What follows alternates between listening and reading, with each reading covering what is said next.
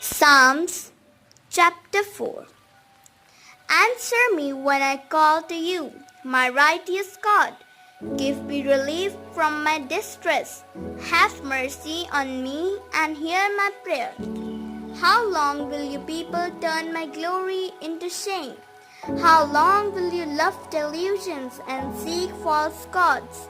Know that the Lord has set apart his faithful servant for himself.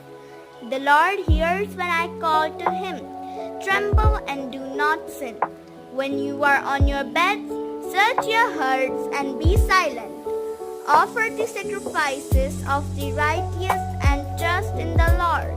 Many, Lord, are asking, who will bring us prosperity? Let the light of your face shine on us. Fill my heart with joy when their grain and new wine abound. In peace I will lie